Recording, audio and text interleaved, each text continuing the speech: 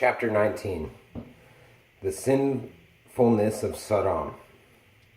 When the two angels came to Sodom that evening, Lot was sitting at the city gate. As soon as he saw them, he got up and went to meet them. He bowed down before them and said, "Sirs, I am here to serve you. Please come to my house. You can wash your feet and spend the night. In the morning you can get up early and go on your way." But they answered, "No, we will spend the night here in the city square." He kept on urging them, and finally they went with him to his house. Lot ordered his servants to bake some bread and prepare a fine meal for the guests. When it was ready, they ate it. Before the guests went to bed, the men of Sodom surrounded the house. All the men of the city, both young and old, were there. They called out to Lot and asked, "Where are the men who came to stay with you tonight? Bring them out to us." The men of Sodom wanted to have sex with them. Lot went outside and closed the door behind him. He said to them, "Friends, I beg you, don't do such a wicked thing. Look, I have 2 daughters who are still virgins. Let me bring them out to you, and you can do whatever you want with them. But don't do anything to these men. They are guests in my house, and I must protect them." But they said, "Get out of our way, you foreigner. Who are you to tell us what to do?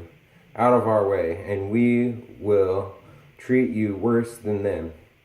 They pushed Lot back and moved up to break down the door. But the 2 men inside reached out, pulled Lot back into the house, and shut the door.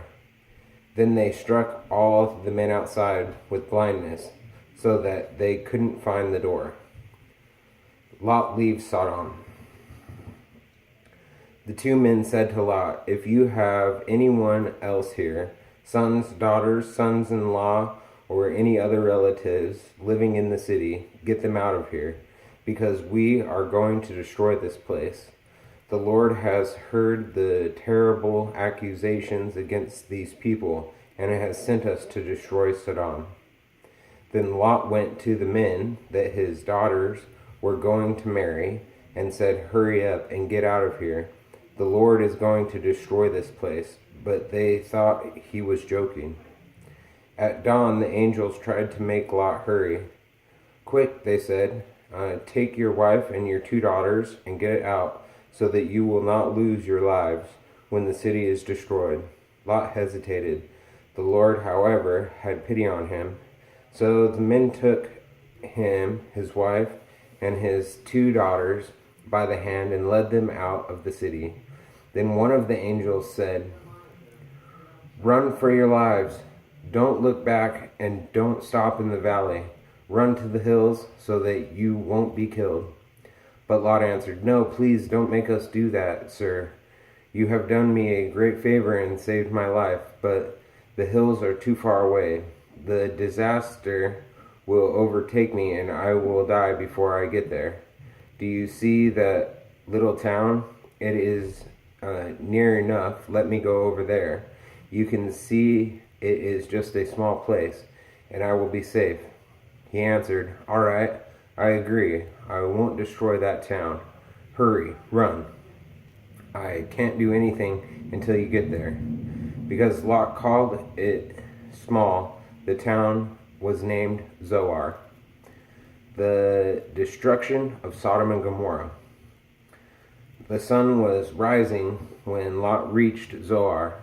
Suddenly the Lord rained burning sulfur on the city of Sodom and Gomorrah and destroyed them, and the whole valley along with all the people there and everything that grew on the land. But Lot's wife looked back and was turned into a pillar of salt. Early the next morning, Abraham hurried to the place where he had stood in the presence of the Lord. He looked down at Sodom and Gomorrah and the whole valley and saw smoke rising from the land, like smoke from a huge furnace.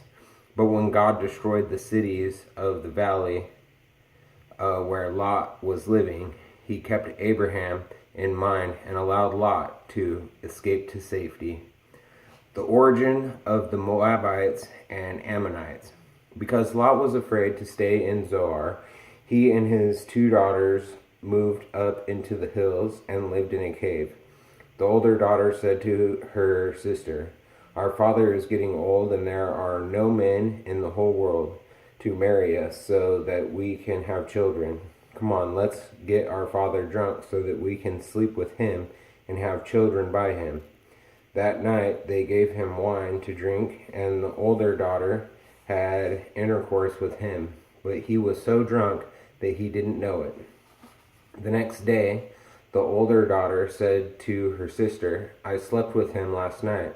Now let's get him drunk again tonight, and you sleep with him. Then each of us will have a child by our father." So that night they got him drunk, and the younger daughter had intercourse with him. Again he was so drunk that he didn't know it. In this way, both of Lot's daughters became pregnant by their own father. The older daughter had a son, whom she named Moab. He was the ancestor of the present-day Moabites. The younger daughter also had a son, whom she named Ben-Ami. He was the ancestor of the present-day Ammonites.